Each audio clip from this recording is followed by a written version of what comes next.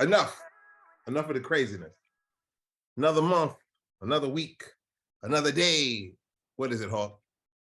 Another round. What's good, people?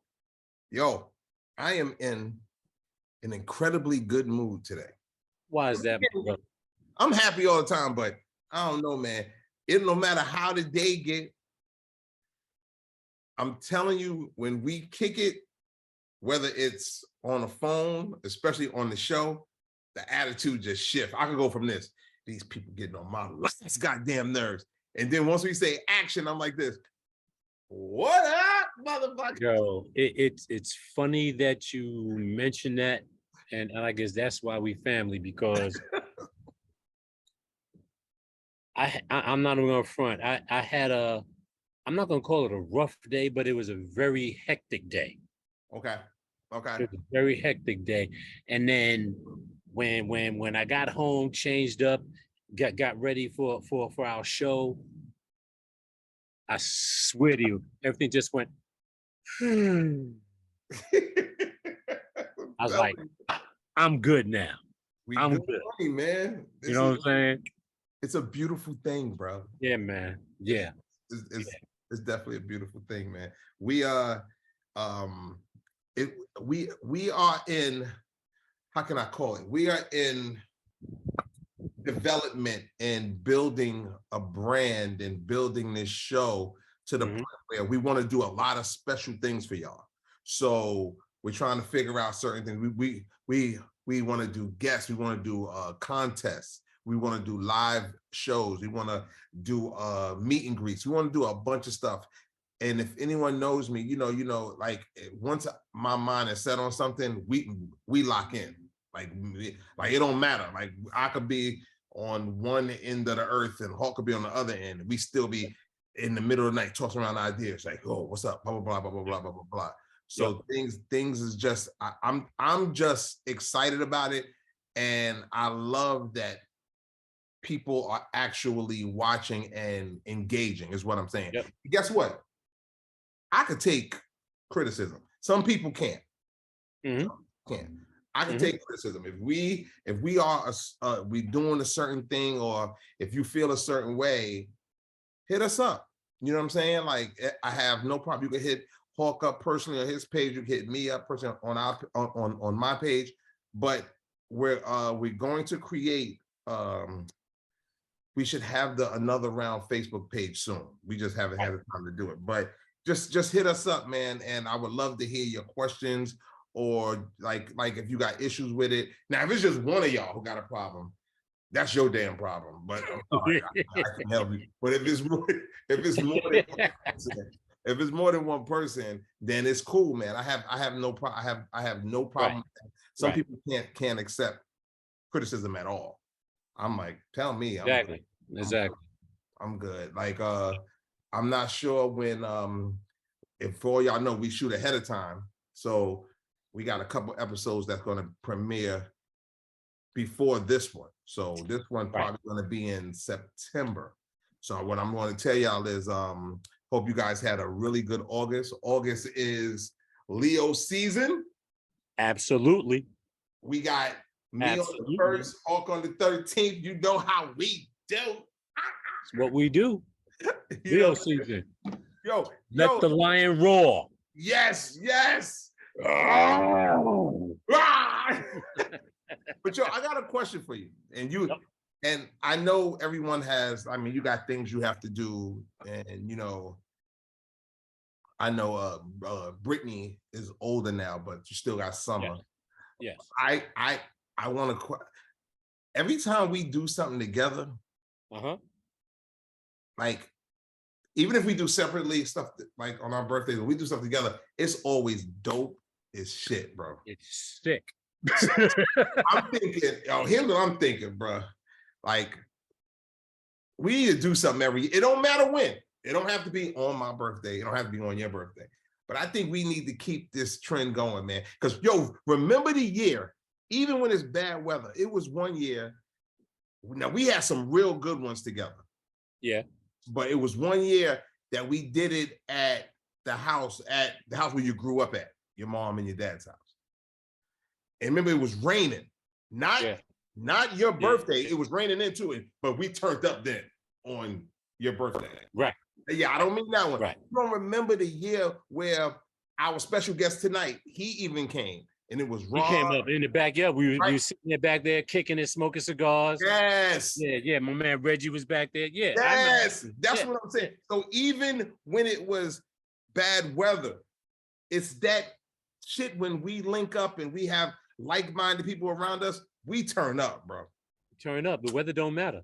Weather does not matter at all. Don't matter. Shit. Last year I was dancing in the goddamn rain. It didn't matter. Yo, that shit was lit.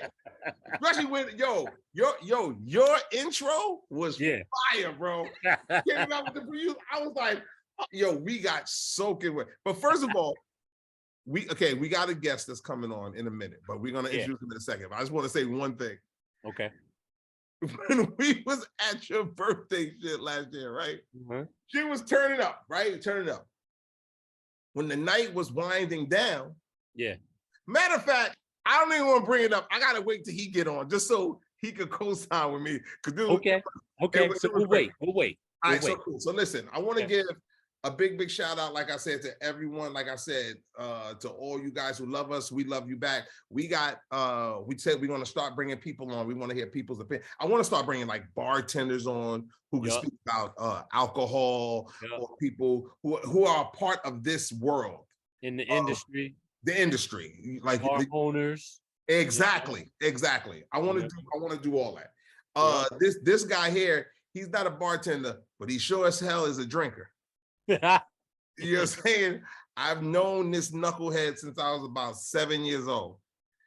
He's a part of the family. It is what it is. Like I'm a part of his family. He's a part of mine. My family welcomed him in. My cousins and my mom all the time go, this nigga's crazy, but it is what it is. He is a part of the family. I want to give hold on one second. If we could get him in. Here we go. He coming in. I want to give a big shout out to my brother, Sean Wright. He's an author. He is a visionary, but I see, okay, I just saw his name. He is an author. He has wrote many urban novels that the people love. You need to Google him. Hold on, let me get closer. Google him, bitches. Don't play with me. You know what I'm saying? So Google him, and yo, you can always tell when he's in stunting mode because he goes like this, y'all. He rub his hand. Sean, don't I always tease you with that? I go, whenever he takes my picture to be like this. Yo, but watch this. If it's just a good picture, a regular picture, if we all hanging out, you'd be like, right there. But if he in stunting mode, you can always know when he's stunting because he be like there. Rubbing them hands together. What's up, Sean? Sean, what's good, baby? What's going on? Glad to be here. Finally. Welcome to another round, brother. Welcome, my brother. Yes, sir. Okay, hold on. Before we go any further, I was about to say a story before I let you in. And I said, I can't say the story unless you was here. Okay, so think hard because out of all the crazy shit, it ain't even a long time ago. This was like last year. But of all the crazy shit that we've done, after this happened, for some reason, we didn't really talk about it much after this. But we wilded out when this happened. We didn't talk about this. Okay. So we talk about birthdays, say how all our birthdays is in August and blah, blah, blah. Right.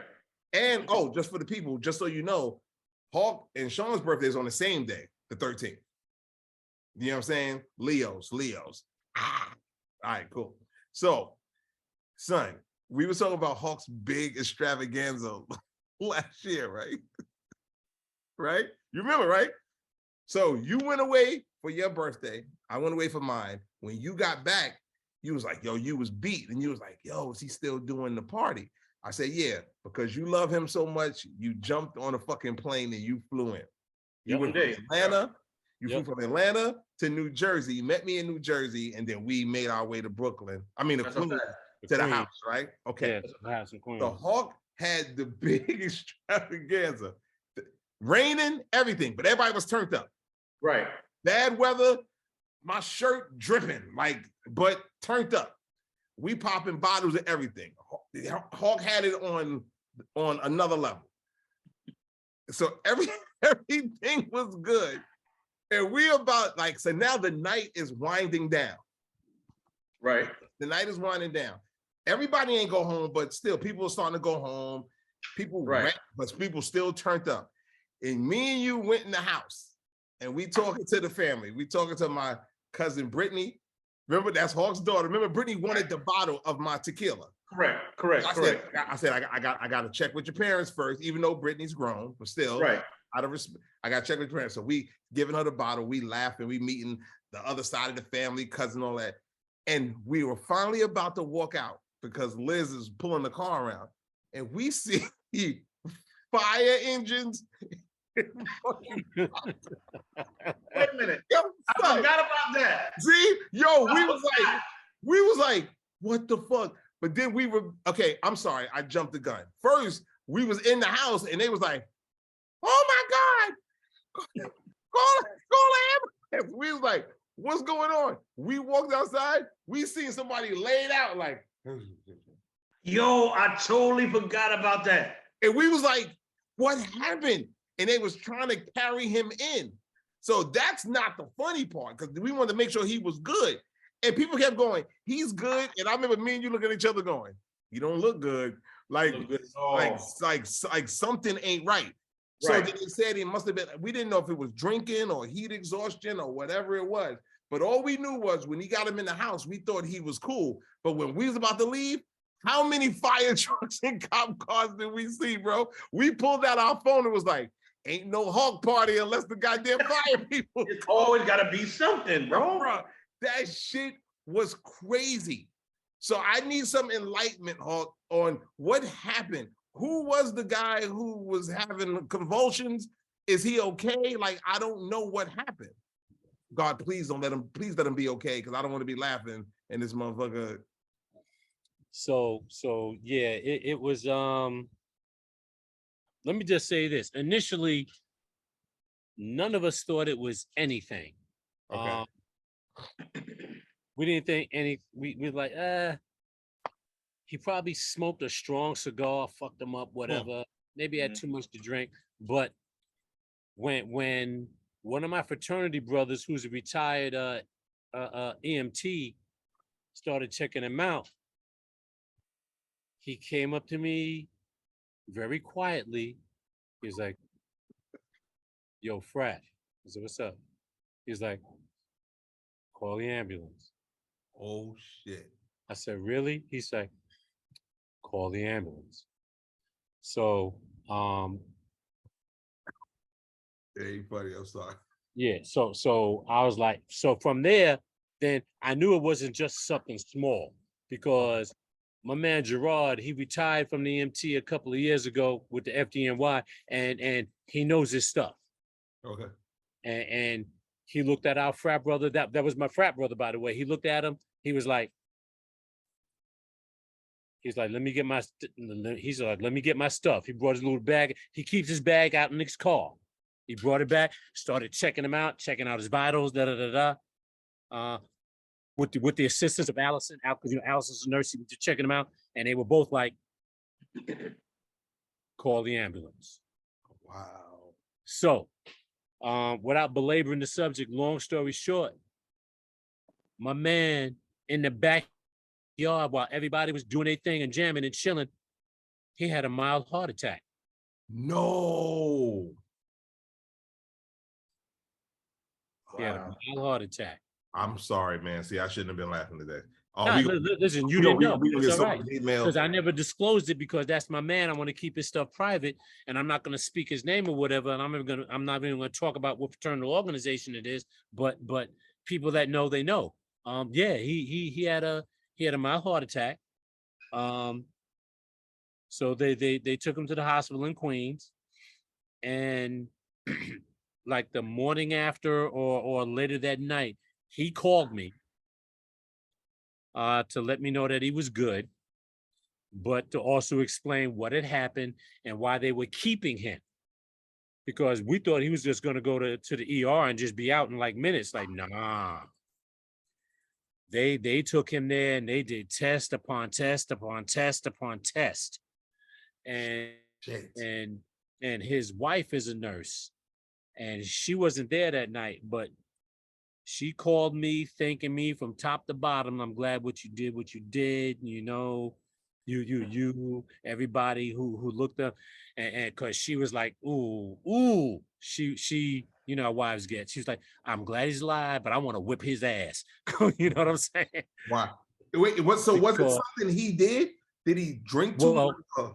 no, it wasn't anything that he did that night, but I didn't know, but he was on blood pressure medication that he wasn't taking. You feel me? And I think there was something else that he wasn't taking. And he thought he was going to moderate it with exercise or whatever. Like, dude, if you're going to do that, you got to go all in, and you got to do it under the doctor's care and let them know what you're trying to do. Yeah, you got to handle it. Because they're the ones who can let you know when you need to reduce your dosage and all of that. But you got to do it in conjunction with the doctor. Yes. But, you know, and so long story short, he learned a very valuable lesson, and he's doing his thing. He's thriving. He looks great. But it was a scary moment that night. Well, I just want to I want to get close to the camera and go, if you look up asshole, you're gonna see my face. Because now I feel guilty. I feel guilty, bro. I feel because Sean, you know, when we seen all those ambulances, we was like, what the fuck is going on? I'm gonna tell you what I said. I'm gonna tell you what I said internally. Because you know, y'all know me for years. I've been family. Yes. And every time there's something, it involves me. I'm glad it ain't me.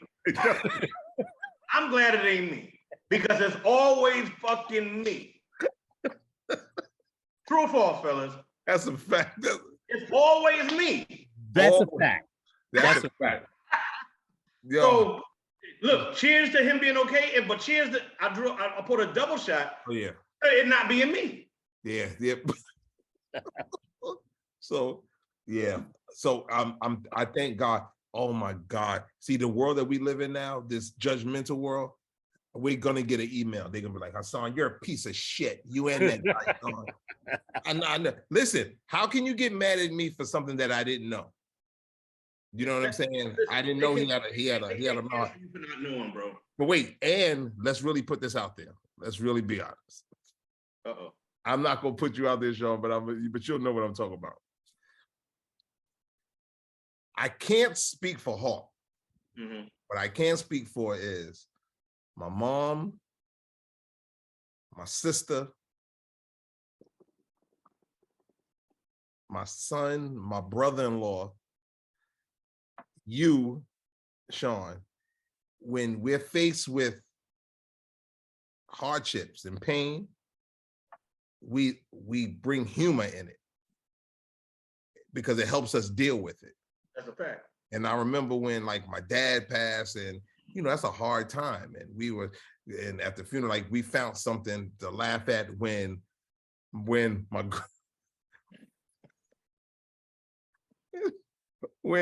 my grandfather passed, Uncle Bones, I'm not even gonna put it out there because the person who we're about to talk about is probably watching the show. So I'm not gonna say it. But when I say this was the funniest shit ever at the funeral, my dad was still alive and Uncle Mike, and they were looking at us and they was like, yo, you guys need to cut this shit out. Ever. But see, I said it was me, right? I threw myself under the bus, right? Yeah. But it's also a conjunction, because it never happens with one of us by ourselves. It's a tandem, yeah. Right? I have never in my life been threatened to get kicked out of a funeral parlor, ever. They gonna kick y'all niggas out of here. They would go, yo, it was that bad. So what I'm saying is we find humor in it. It's not that we're laughing at a person's pain. Just like, God forbid, if something happened to me, I want you guys to smile and laugh and, you know what I mean, and think of all the good times. because the pain. The one thing I can't take is I don't like to see people I love in pain, especially the women. I don't want to see a woman cry. That shit breaks me down. Me and Hawk was talking about this last episode. I could see a commercial now. Be like, I don't understand her period came a week early. I'd just be getting fucking crazy. It'd be, my emotions is crazy. But when I see somebody that I love crying, it's on another level. I don't like that. So I'm glad that your guy is good, but Queens don't play no games. They sent a shitload, man. Yeah. It was police, fire department, the shit. Yeah. I'm gonna tell you why, because all Hawk's friends got badges, every last one of them. Every one of his. Hey man, my boy, this my man Mike.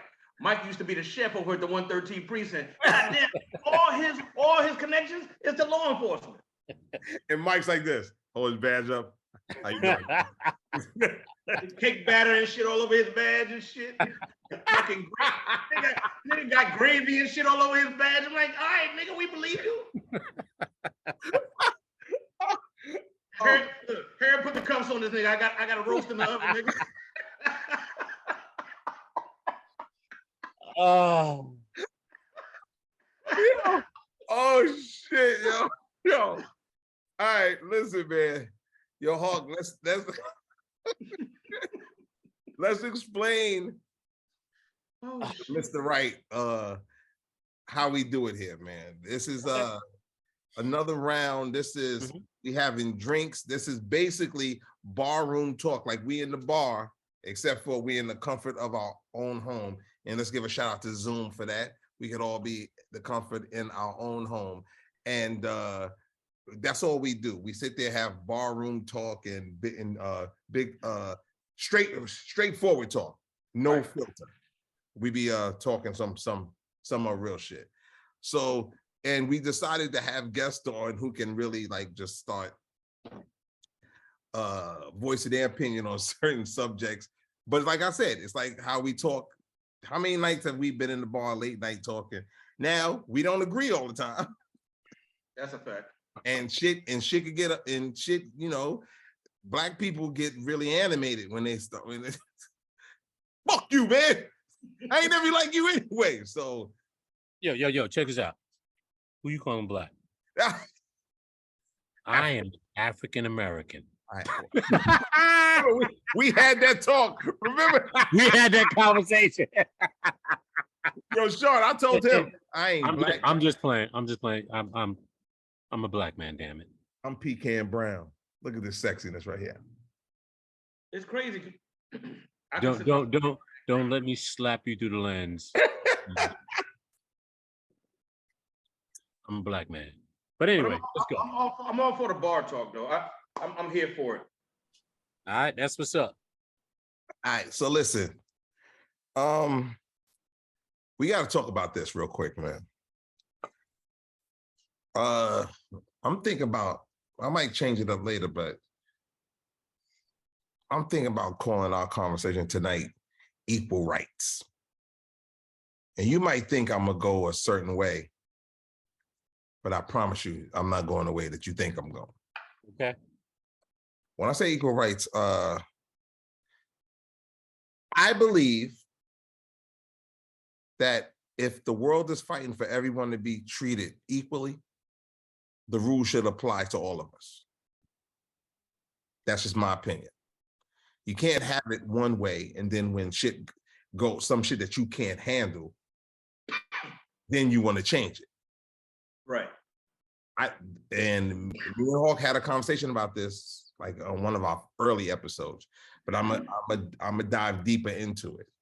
And he had some valid points, and hopefully he could bring them up again. But I'm gonna speak on this because it's shit, some certain shit I'm just not happy with. I just watched a video the day before yesterday.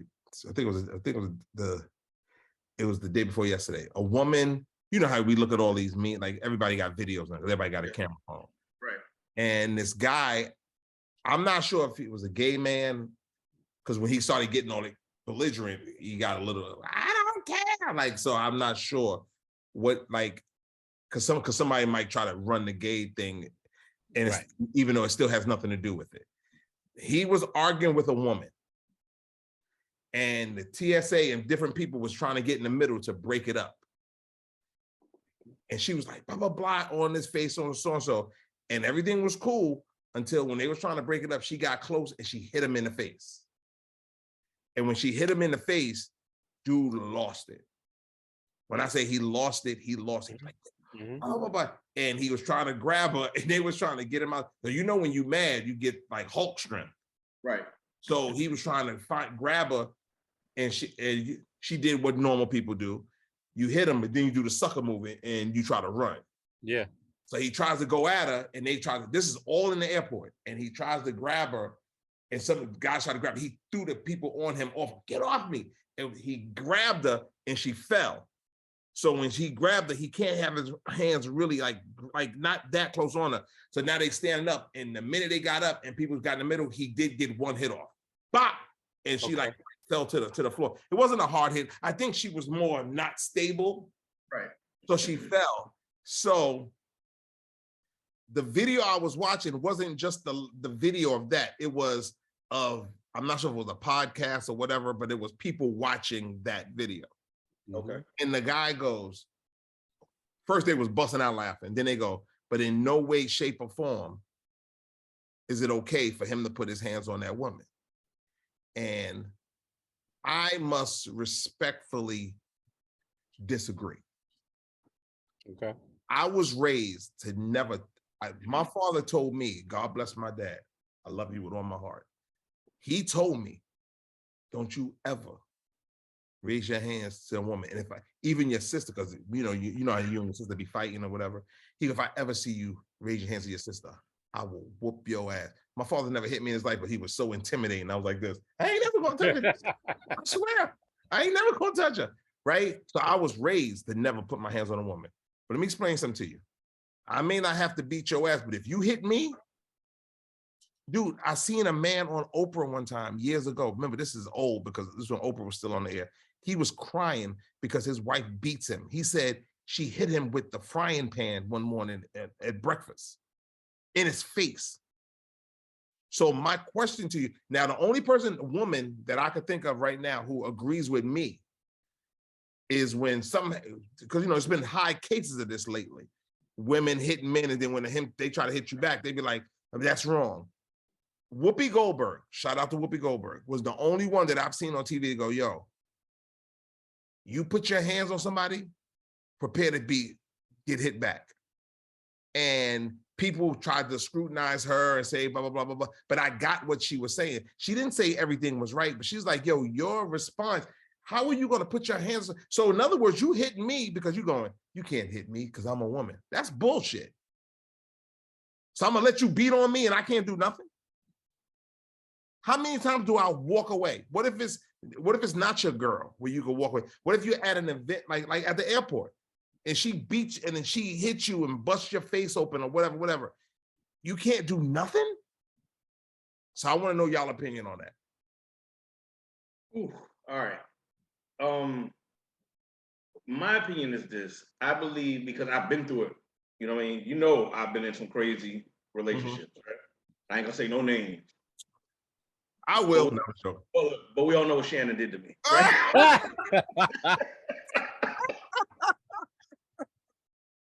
So my belief is this. I believe that two things, it's twofold. Number one, a reflex is a reflex, right? If you get one off, if I don't have the wherewithal in myself to stop my reflexes, then look the fuck out, right?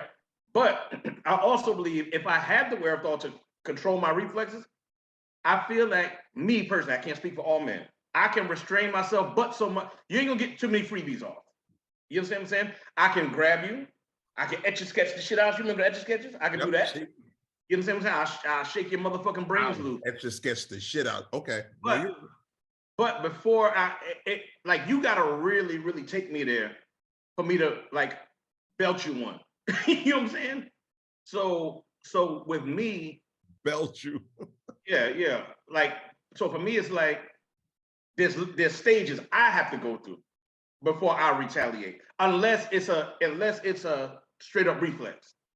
If you pop me and you still within arms, if you don't pop me and shuffle backwards, then sorry, because my first reflex is to swing back. Got you. But if you move out the way, that gives me time to gain my composure, and it gives me that split second to think about the situation. You understand what I'm saying? Okay. And that's just me. I'm not saying everybody can or should do that. That's just me. Hawk.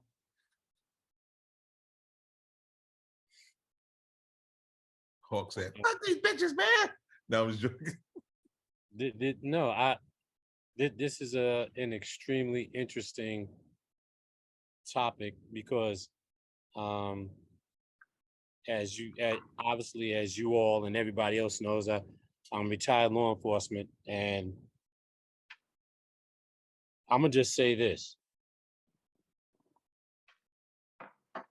bullets and knives don't know gender. Mm. What do I mean by that? So Some real shit. let me create. I'm going to tell you about a training scenario that I went through when I was a young pup on the job. Okay. On the shooting range, they used to put us through a shoot, don't shoot scenario, and you had to think fast based on what you saw. All right, based on your vision of what they presented to you. And it was a situation where you're walking around, all right, your gun cocked or whatever, because the heat is on. Ain't no pulling over. Let me see your ID. You're already in the fight, so you're in the shit. So you're like, here, all right, you're just looking for perps, right? And things pop up at you, and you have to react based on what you see. And you see this dude, big brolic dude, boom, with a pistol or rifle. Is that a threat? Yes. Boom, take it out. You'll see somebody else similar size, is that a threat? Yes, take it out. But now they get slick. Now they posting up people looking like who could be your girlfriend, people who could be your grandmother, and they want to see how you're going to respond based on what they have in their hands.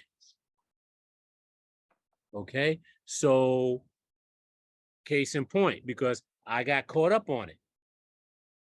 Next thing pops up, boom, this granny pops up, and I'm like, I hesitated. I was like, what the f? And with that split hesitation, because we were in a range with the ability where they were able to fire back, not live rounds, but hit us with lasers or whatever. Yes. Based on our reaction time. Yes. And I straight hesitated. I was like, because I'm looking at it, I'm like, she looked like grandma. But she was packing heat and she shot my ass. Shit. Okay.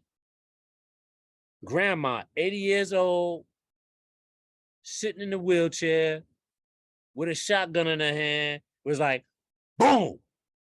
Got you. I was dead. I learned a valuable lesson that day. The only thing that you care about in instances like that is, are they a threat? Forget about what they look like. Forget about what they remind you of. Are they a threat? And if they're a threat, who's going home? You or them? And guess what? I'm going home. I hear you. Does that make sense? It makes sense. Perfect. It makes sense. That shit is great. That's it. I mean, you know what's crazy? See, you actually lived it. Yeah. But when I like, Sean, you know this, and Hawk, you know this too about me. I'm very heavily into those shows, like the crime drama shows. Like, it don't even have to be a documentary or a docuseries. It could be like, because a lot of these shows are based on real life. They hire people from the FBI and from the police department to help them to make the stories as real as possible. So I watch these shows like the Law and Orders and the FBI and the Chicago PD, and I look at that shit and not to shift the subject, but I'll be like, I could never do this shit, bro. And that's why I truly applaud you and applaud people. Listen, we went through a tough time. It was about a year and a half ago. Yeah. With the whole police thing. And yeah, 2 years ago. Yeah. Yeah. And I kept trying to explain to people. I was like, this is what you don't understand. It's not fair to put every last one of them in the same group. Category. You can't. It's not fair because if that's the case, then if you ran into some grimy, pardon my language, but I gotta say this word, if you run into some grimy niggas in the street who robbed you and beat your grandmother upside her fucking head, and you thinking every black man is that way, you're gonna take offense to that. You're gonna be like, that ain't even me, blah, blah, blah. So I'm not gonna put all cops in that situation. Now we can all agree they are piece of shit cops, dirty cops. Yes. But they're not all. So when I say I applaud these police officers, I'm talking about the good ones, because FBI agents, whatever level you're on, it's such another level. Like, dude, police officers and firemen, I go, you get my eternal, I applaud you, because I couldn't do it. I'm not walking them streets in this world. Or if a building's on fire, I ain't going in no, you could burn, if you burn your finger, that shit hurt.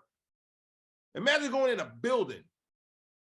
Screw that, bro. Now I'm good. So I definitely applaud that. And for you to tell me that those are the training that you went through, I know me. That's why I said I'm not built for it, because not to be funny, I'm shooting everybody.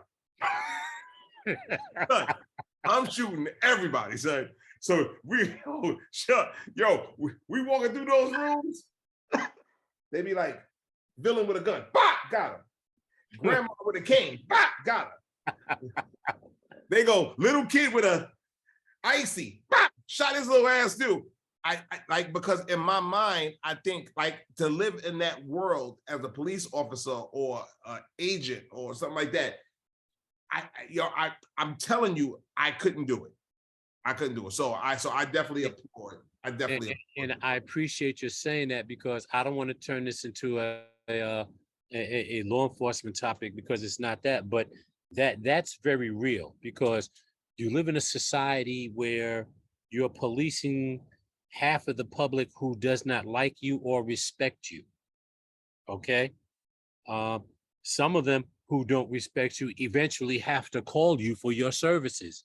And even when they call you, they still talk to you like they don't respect you. Okay. So it's deep, it's hard, it's difficult, but yeah, it's the lives we chose. No question. It's the lives we chose. But we bear a certain burden that most people would never be able to bear. I would agree with that. Never be able to bear. Okay. So I appreciate when you said what you said, and I know a lot of my brothers and former brothers, they would appreciate it as well, man, because when shit hit the fan, ain't nobody else out there but you. I just want to say something. He said that him and his people appreciate that. Y'all remember me, because a couple episodes ago, I said some crazy shit, and they thought everybody's gonna be against me. My song's for the people, baby. Back to our regular scheduled program. No, I totally get it. And I know you say you don't want to make this a law enforcement thing. It's just certain thing, and the last thing I'm gonna say, that in certain lines of work, I couldn't do it. as my brother said, I'm not running into no burning building. I'm just not doing it. I not that I wouldn't want to. And they say it's the thought that counts, but I can't do it. Fuck that thought, brother. I can't do it. Word, if people died, you be at the front of the press. Hey man, my mind really wanted to. They don't want to hear that shit. Hey, look, it's these old hard-headed legs of mine. I'm sorry for cutting you off. Gang. I'm sorry. Yeah, so that, and then if I'm a law enforcement agent and I hear a thing come across the radio, man, officer down, officer. Hey man, I had a bad signal. I ain't hear none of that shit. We need a new radio. Hey Cap, we need a new radio. All I was getting was Hot 97. All I was getting was, no matter how many times I turned, all I was getting was the People's Choice mix with DJ Envy, baby. I don't know what was going on. I don't listen. Y'all are paid to run towards the bullets, not me. I'm going the opposite way, bro. Definitely going, but so I respect that. I definitely respect that. So, Hot, to your point, I think we all agree it just depends on what moment you're in. Okay. No, that's real. Okay, but remember, because we got a special guest tonight, usually me and Hawk tackle one subject and then we get to our drinks. Oh, before we go any further, let's lift our drinks. So let's tell the world what we sipping on tonight. Sean, you first, I guess. Okay. So I'm all out of Legato. Thank you, brother. Yes, sir. You know, I switched continents and countries this evening. I'm sipping on some, pardon me if I can't pronounce it. I want to say Genghis Khan because it's Japanese, but it's Geika-Khan sake. Oh, wait, what's drinking a sake? Wait, he's drinking sake, but what's the name of the sake? Genghis Khan, man. Ain't no Genghis Khan, motherfucker. Oh, Geika-Khan. What?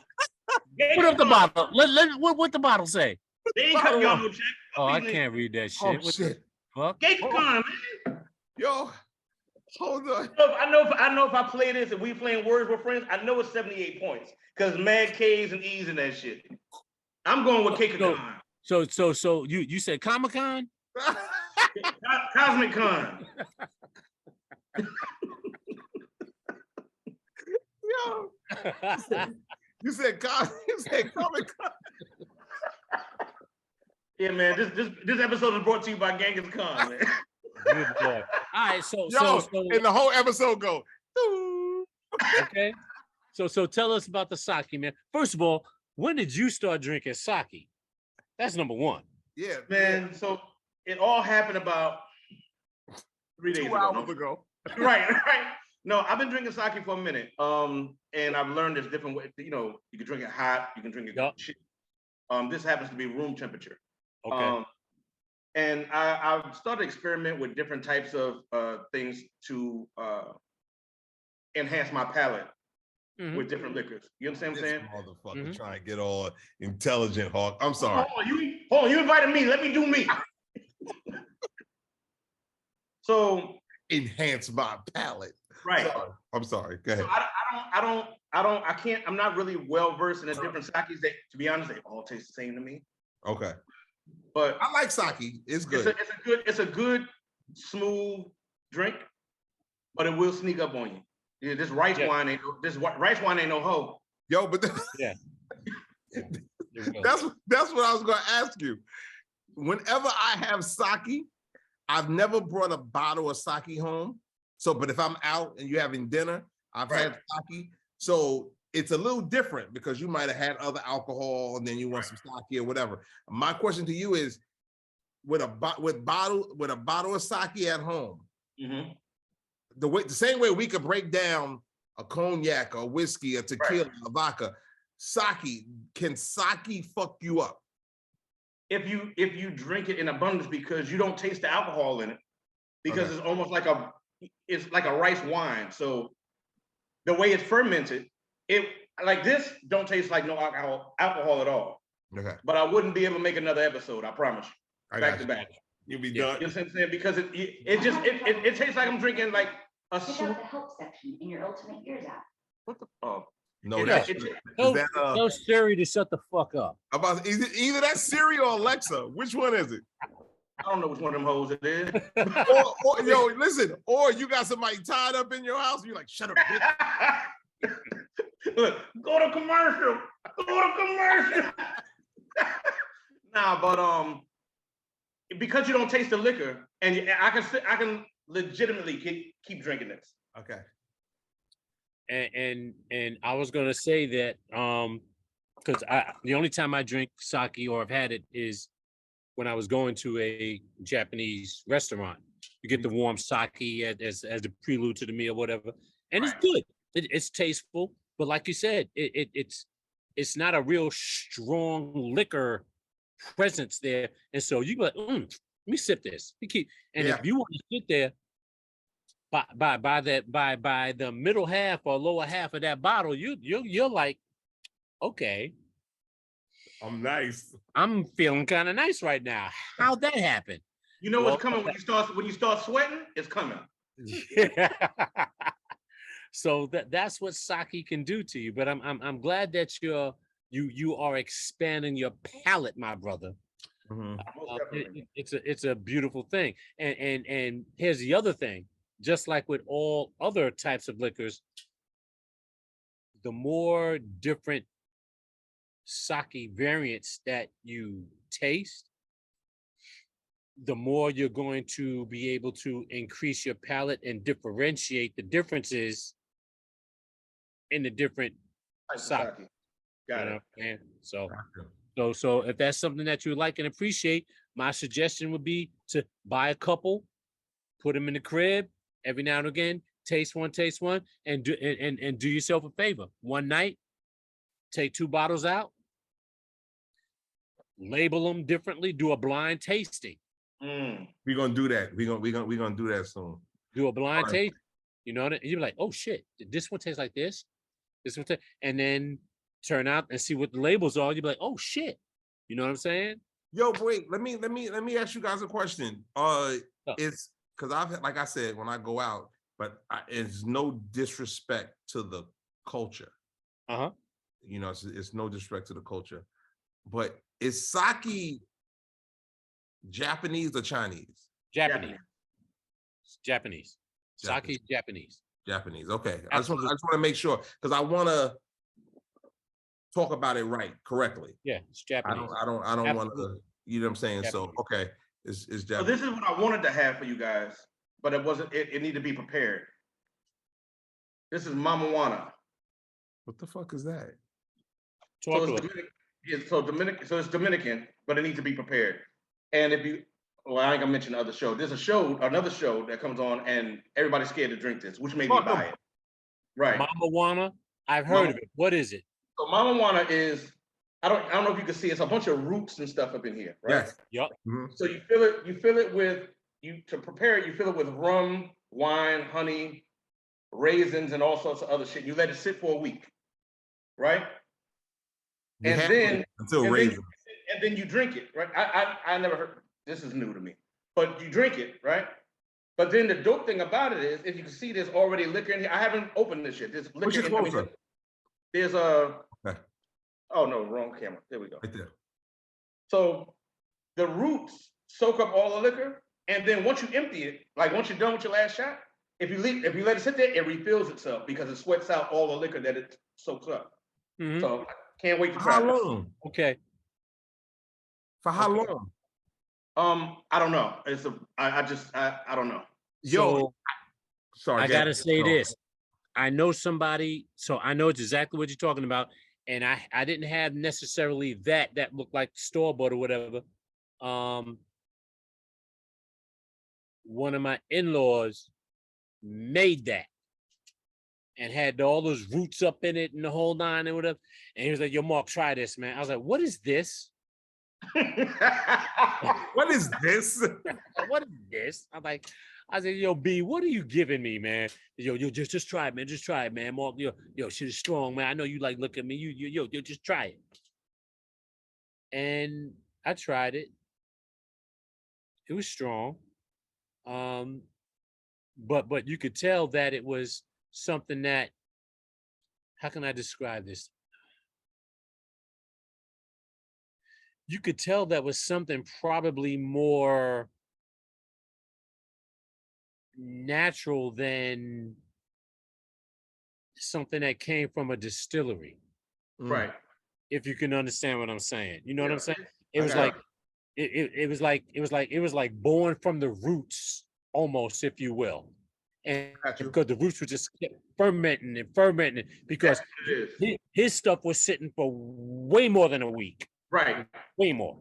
Okay, and I was like, and y'all know I'm a drinker, so when I tasted that, I was like, oh shit, that shit scared me. I put that shit down. I was like, I'm not messing with that no more. But because I know the power of natural roots and all of that, and it could be just as strong, if not stronger, than man-made liquor.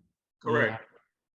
So I don't deny what's going to happen in that bottle the longer you let it sit. Correct. Yeah. So that's the magic of it. Like the longer you let it ferment, the Yeah. stronger it gets. Yeah. I just love I love the wow factor of it replenishing itself. Yo, but that's why I started laughing, because I know you so well. Anybody, even you know me, like the truth is, if I'm sitting there and someone is pitching that shit to me, I'd be like, well, hold on now, hold on. You're telling me that when I drink it, it will, you know, because of everything that's the planet in there, it will more come. They go, yeah, tell me how much I gotta pay. I'm getting the shit too. So, so believe me, as soon as you said that, I knew you would have to. I knew you would have to get it.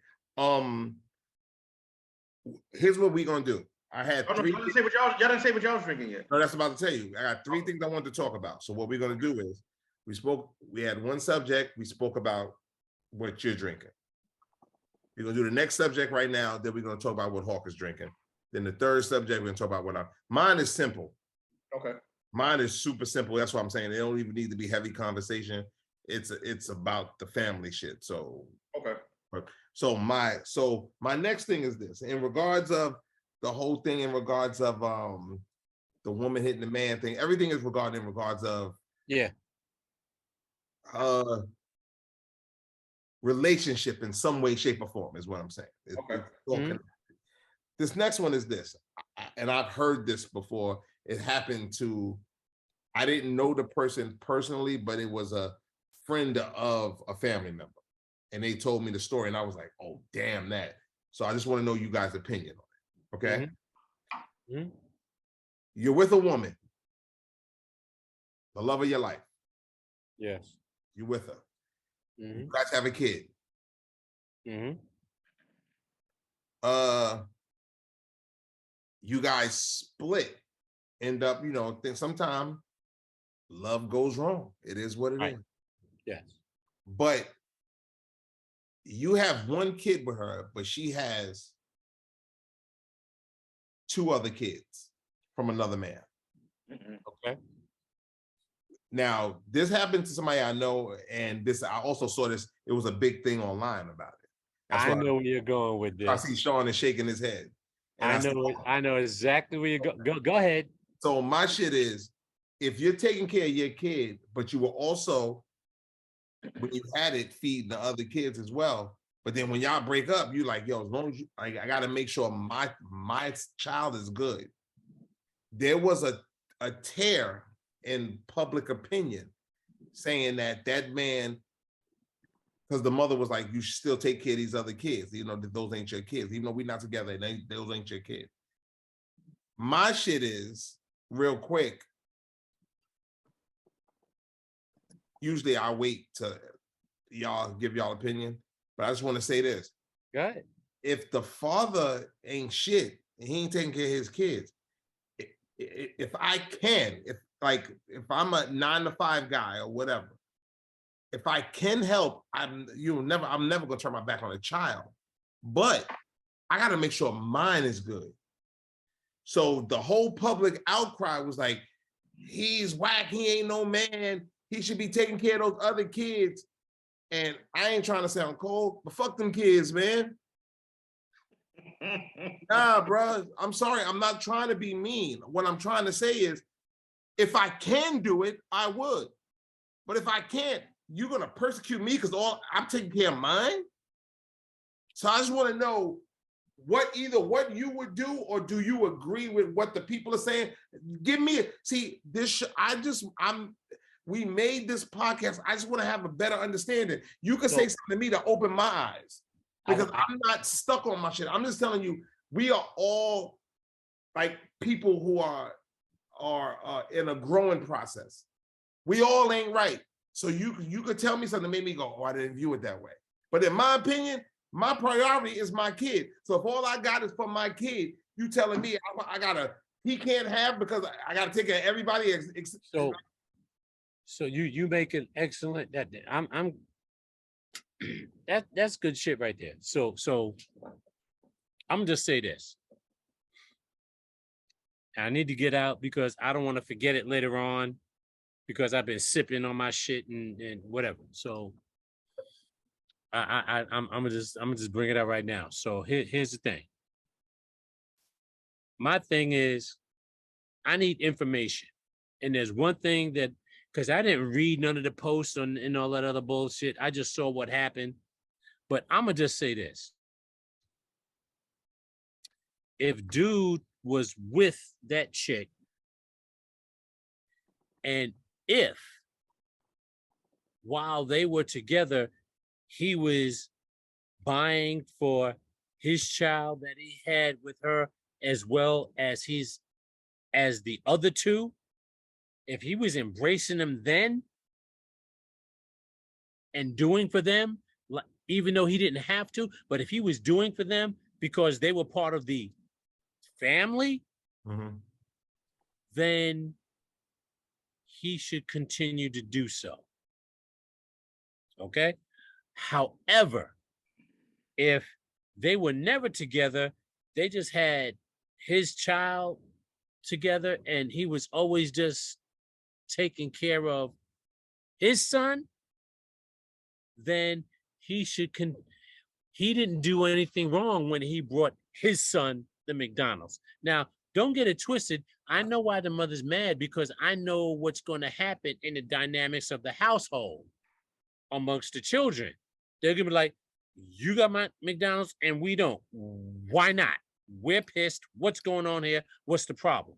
So that's why that whole story needed some backlog. It needed some backstory. It needed some more context. Right. It needed more context. So I'm like, okay. So was he always buying for your 3 kids when y'all were together? That's important to know. Was he doing that? Was he embracing them when y'all were together? That's important to know. Yo, Hawk. Yeah. I'm about to get us in trouble again. I'm sorry. Oh shit. I'm sorry. What you gonna do, man? I'm sorry, bro. Like, I agree with you, but oh my God. Hold on. Did I say something wrong? No, but you have to see this episode. Hawk was like, yo, if you get us canceled, I'm gonna whoop your ass. Huh? So I gotta be at risk for this, because I gotta say this. I agree with you 90%. It's 10% that I don't agree with you with, because here's my shit.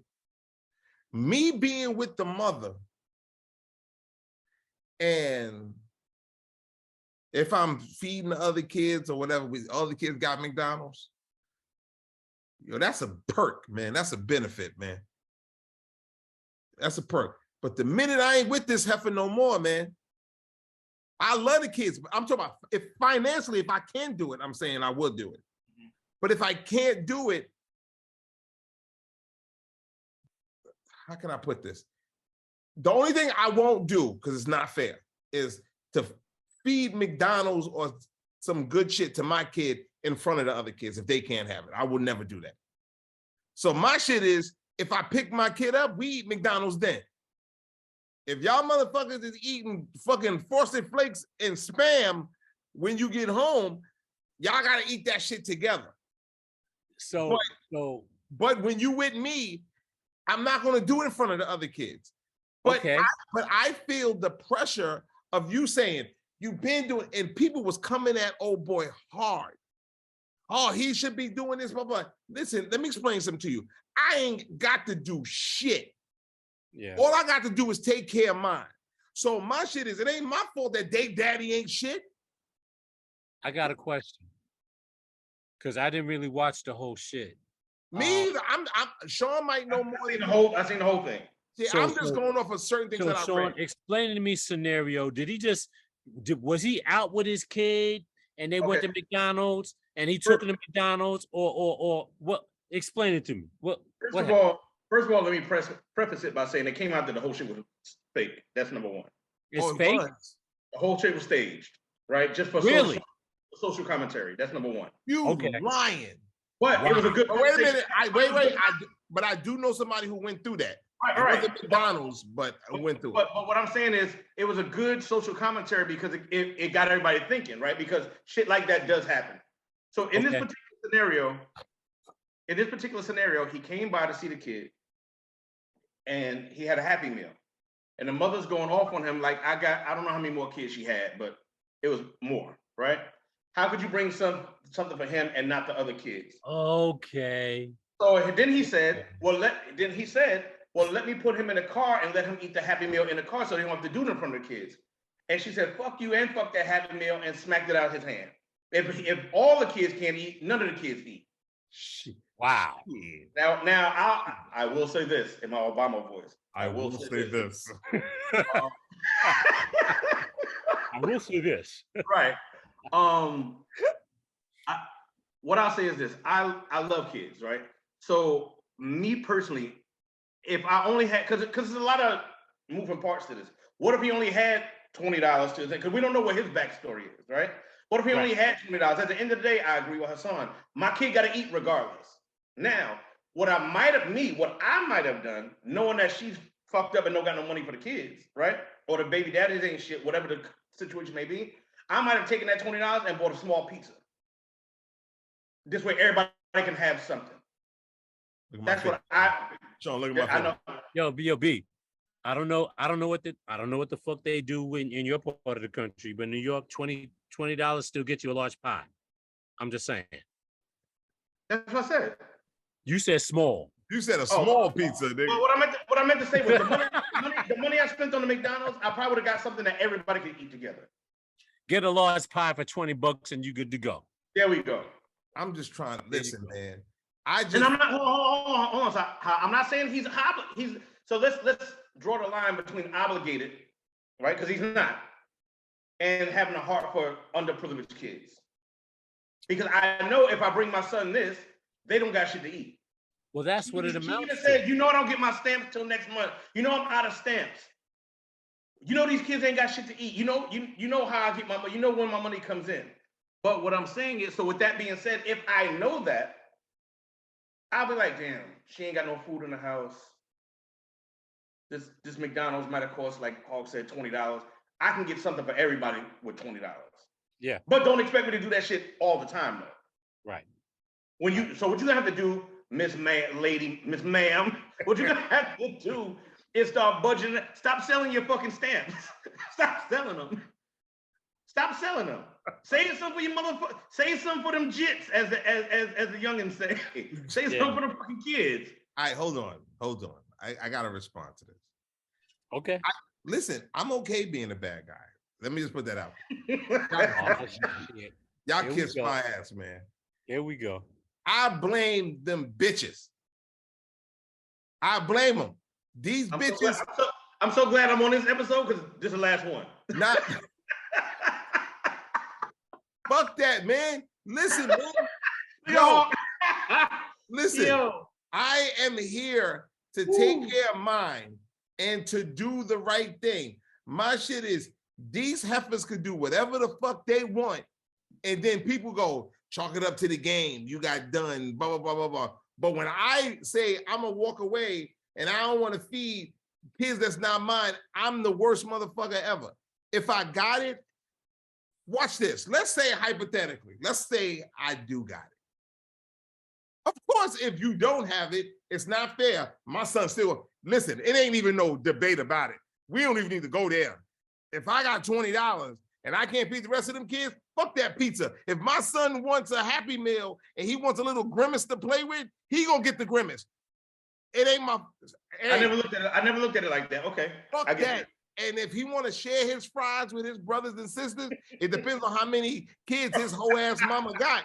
But it all. Listen, look, yo, y'all can hate me. Hit me up. Facebook at Hasan LC. I don't give a damn, bro. Listen. Hold on, I ain't done yet, Hawk. Let me just finish this. The last part that I'm trying to say is this. Let's say you do have it. Let's say you do. And you say, I'm taking care of mine.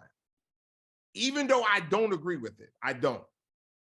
Because anyone that knows me, who I walk this earth, I like to share. I want to make everyone happy. But let's say I was an asshole and I'm about mine. Public opinion is shifting on the dude. What about the mother? Bitch, go get an extra job so you can get the extra Happy Meals for the kids. Don't put that shit on him. It ain't fair. The shit ain't fair. This is why I say this shit should be called equal rights, man. The shit ain't fair. It's like if he said, oh, you know what? We ain't together no more. I'm just taking care of mine. Outside, me stepping outside the box, looking in, I will say he's wrong. Because if I got it, I am taking care of everybody. Because I'm not going to let, but if he wanted to be an asshole and he said, nah, I'm good. It's different if the kids wasn't eating at all. They ain't say that. She just said the kids couldn't get the McDonald's or the, you know, the fast. Right. So my shit is, you gonna put that shit on me? The attention should be on you, bitch. That's who it should be on. You gonna put it on me? I agree. I agree with that. That's all I'm saying. We keep getting the blame. That's why every Father's Day, Mother's Day, all mothers get all this beautiful shit and these long ass poems and all this shit, and the father get a big piece of chicken and Happy Father's Day in a fucking text. That's bullshit, bro. It's bullshit. We keep, yo, Sean, when your son was transition, not, or I didn't mean transition into a woman. I mean, you know what I'm saying? Like, but you know what I mean? Like getting older, hold on. I didn't know. Oh shit. So Sean's son is a they. But what I'm saying to you that you said, nah, I don't want him here. I'm bringing him here. But guess what? We don't get no applause for that. We don't get no applause for that. You know what I'm saying? We got my boy. Right. But then you sit there and I take care of my son for, I'm gonna give you a number, 15 years, from birth to 15. And then 16, you hit a tough patch and you like, yo, I ain't got it. He ain't shit, everybody. Get him. Throw him under the bus. He ain't shit. That's fucked up, bro. Check the mother. The whole time we trying to provide. So I got to fight extra to provide for your extra kids because their baby daddy ain't shit. Mm-hmm. And what about you, bitch? Touché. That's all I'm saying, man. Let the hate mail come, man. Yo, Hasan with one S. I don't give, hey, man. Sorry, man. I'm sorry, man. Hey, man. I'm just joking. Speak your truth, brother. I'm always gonna, yo, it's bullshit. I agree. You know what it is? It's the world of double standards. You know what I'm saying? And not to go off on a tangent, but since you brought it up, when I got custody of my son, I was under a microscope because the court of public opinion say a man can't do it. Yeah. A man can't do it. You know what I'm saying? You just got out of prison, and plus you just got out of prison. No, I'm just joking. I'm joking. Hawk, the one that arrested you. Yeah. So no, it wasn't him. It was that goddamn retired detective chef that locked me in with all that fucking cheesecake all over his hands. He like this. I'm gonna just say this, and y'all can keep it moving. Double standards are real, and double standards exist in all facets of life. You can accept them or not, but they're there. They're there. And that's it. It's real. And I've accepted that because I've seen it, I've faced it, I've dealt with it, and I still deal with it. It is what it is. You see my face? Yeah, I see your face. You mean mugging, but listen, it is what it is. It's a. Are you right? You're right. It's a the fact. shit ain't fair though, man. The shit ain't fair. It's a fact of life. All right, Hawk, what are you drinking? One of my favorites that I learned about last year. Kool-Aid. No, I'm just joking. Bam. Garrison Brothers. Ooh, Garrison Brothers. So let me tell you all just a little something about Garrison Brothers, because in another future podcast we're going to get deeper into it. So that's a bourbon. That's a bourbon. Yes, it is. I heard about it. Garrison Brothers is a Texas bourbon, and it's a wheated bourbon. So why is it special? Because most bourbons have a content of corn, rye, and malt barley. So wheated bourbons, what they do is they remove the rye, add the wheat, which creates a supposedly sweeter profile to the taste. Okay. And I can attest to the fact that in most cases it's true. Wheated bourbons are generally sweeter than other bourbons, than the normal bourbons that are made of corn, rye, and malt barley. Mm-hmm. So when you remove the rye, because the rye is a real spicy grain. So when you move the rye and you add wheat, it smooths things out. Okay. I'm glad you say that, because when people say rye, I'll be like, really? Yeah. So that's Garrison Brothers. So when we dig down deep in one of our future episodes about the Garrison Brothers and another joint that I got to offer, because they got about 1, 2, 3, 4. They got about 5 offerings. Oh shit! I have 4 of the 5, and the only reason why I don't have the top one is because they release it yearly, but they release less than like 1,500 bottles. I was going to say that.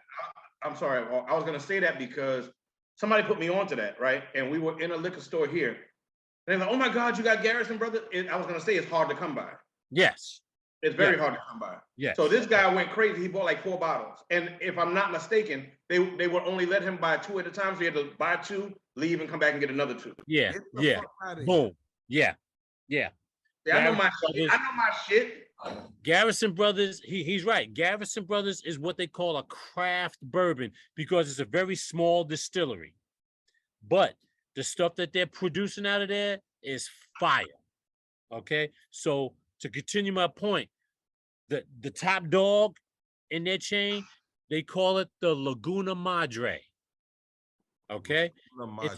It's an 8-year aged bourbon, and they 8 years. So, and they sell it, they list it for $379. But because they only make like 1,500 bottles or less, when they send it out to distributors, to the liquor stores, whoever gets it, markup. The cheapest that I've ever seen it for, and I have actually seen it in a store. I was like, nah, it'll stay right there. How much? The cheapest I've seen it for was $7.99. How big is it? It's a liter like this. It's just it's a fifth. It's a fifth. I thought you were gonna say it was a bucket. I give you $7.99. Nah, it's a bucket, dude. It's a fifth for $800. Nah. First of all, I'm not paying $800 for something called Laguna Madre because that shit sound to me. That shit sound like Swamp Mama to me. That's what that really would interpret it to. Swamp Mama. That's all it is. You let them fool you with that. You let them fool you with that fancy name. Yo, Swamp Mama. yo, okay, listen. Last but not least, so we got to move fast on this one. You ready? Yeah. This one happened, Sean. You and Mark, y'all know Uncle Mike. Rest in peace. Mm. But this happened to one of Uncle Mike's friends. A woman was married. She was a friend of his, was married to this woman. And I think they were married for about 19, 20 years. Okay. They was getting a divorce. And but I'm gonna tell you his situation, but I'm gonna flip it for us. They had a kid who just turned 18. He's about to go to college, 18. But when they're going through a divorce, she tells him, just so you know, the kid ain't yours. He was never yours. Oh. So he was taking care of the kid for 18 years. Right? Now, his responsibilities is done. So I'm gonna flip it. If you're with somebody and you had a kid and your name is on the birth certificate and you find out, let's say they're 7, and you find out the baby's not yours, is it fair that you have to legally take care of that kid until he's 18? So, Hawk, can I jump in? Go for it. So, I watch a lot of like my spare time fraternity court and shit like that, right? One thing I know is if you Jerry put your Springer. name, if you put your name on the birth certificate, legally, you're responsible. Yes, Yeah. that's why I said it. They said his name was on the birth certificate. So no, it's not fair. It's not fair. But then this is why I'm on your shit now. Right? That's why these bitches, all they want to do is just manipulate, because it's not fair to the kid at this point. If I go, hey little nigga, I just found out I ain't your daddy, but you so used to me being your daddy, how do I detach myself from the situation? He's like, I don't care, nigga. You my dad. So, it happened to me before I changed my numbers. Everything was everything. That just changed my numbers and blocked everybody. But you had a bunch of kids that. I'm joking. But look at Hawk's face. He like this. He like, I can see that happening. But it's not fair. It's a lot of moving parts to that. You know what I mean? But no, to your point, hell no, it ain't fair. It ain't fair at all. Because I seen a situation where this dude had his name on the birth certificate, but the DNA test came back and said it wasn't his, and he was still required by law to take care of the kid until he was 18. That's bullshit. Yeah. That's bullshit. Yeah. I'm gonna move to fucking Mexico. My name's gonna be Juan. So I gotta Sean, fuck that, man. And I understand the law and the legality of it, but I wanna touch. You are the law. No, I'm just joking. Listen, I am the law. I am the. I want to touch. I am the law. I'm sorry, Hawk. On a softer emotional attachment side to that, because it's real. What you're describing happened to 2 friends of mine. Both found out that they weren't the fathers, but at different times of the child's life. But here's what's going on. Prior to you finding out, all you're doing is developing a relationship. You're taking care of that kid. You're loving that kid like he or she is your own. Mm-hmm. And because the real father is nowhere to be found, that kid is growing up and you are all they know as their father. Okay. So on that fateful day, when that kid is 8 years old, or when he's 15 years old, he finds out that he's not your biological child. There is trauma to be had and to be dealt with, because everybody in the household is going like, what the fuck? Because the dude is not, that bitch lied to me. Talking about she didn't know, damn well you knew. She You knew. lied to me. She's a liar. All right. I got So you're dealing with that, and then you're dealing with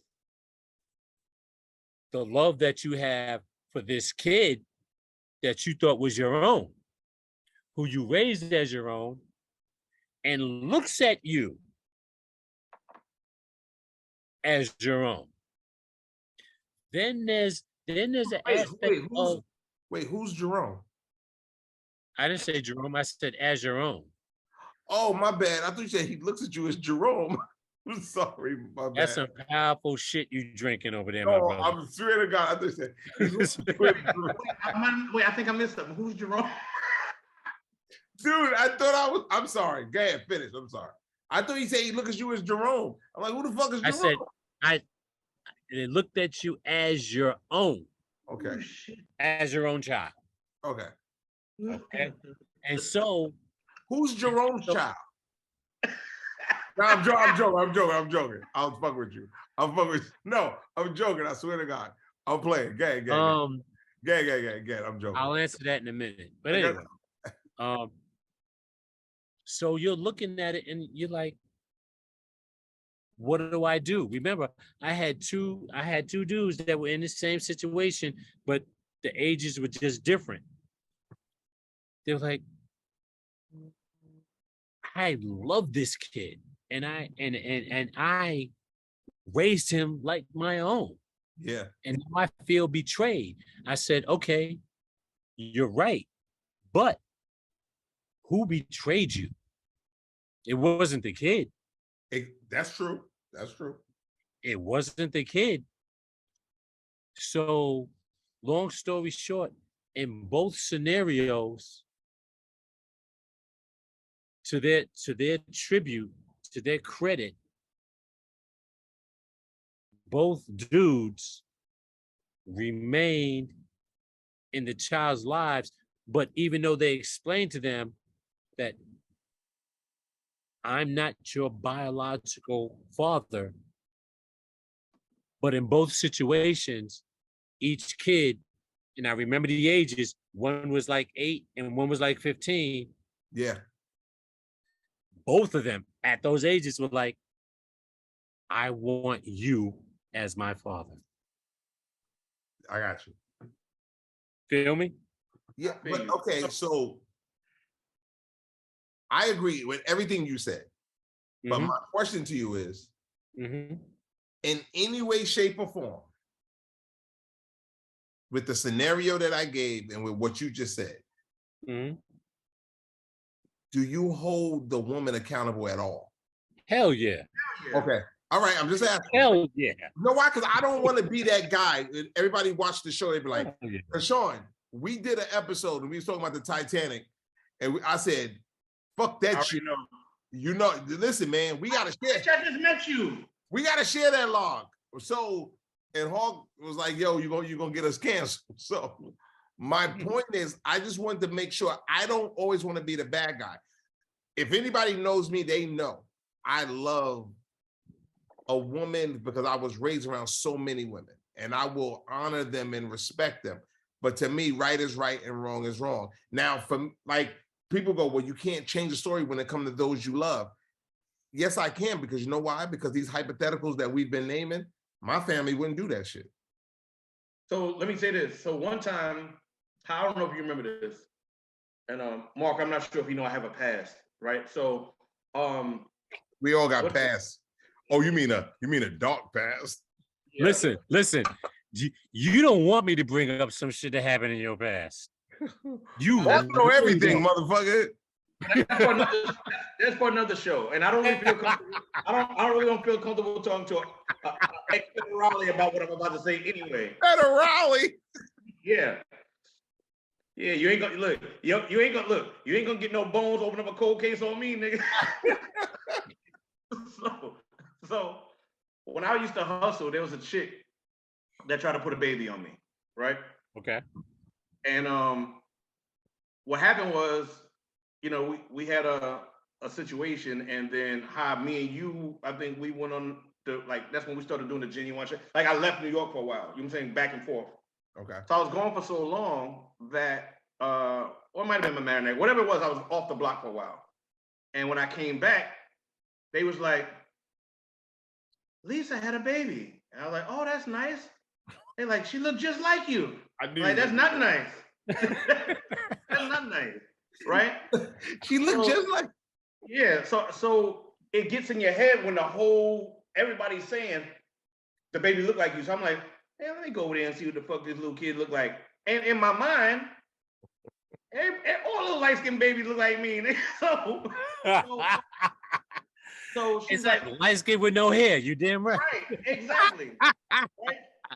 So I started going, she's like, so the girl's going, well, I didn't want to tell you because I know you doing your music thing and this, that, and the third, whatever, and I didn't want you to think I was trying to get you for no bread. So I'm like, all right, well, I'm not even concerned. All I'm concerned is I can't tell everybody I got this hoe pregnant.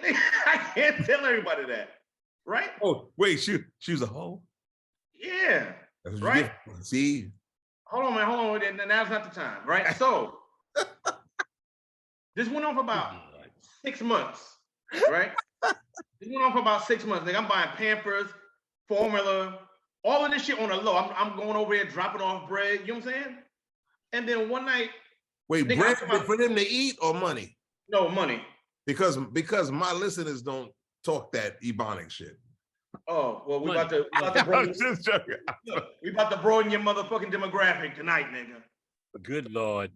So yes, he is. No, this shit went on for about 6 months. Okay. And one night we laying there. I'm talking about, nigga, I was like, damn, I got a fucking kid. It's not even that I got a kid because I'm old enough. But I'm like, I got a kid.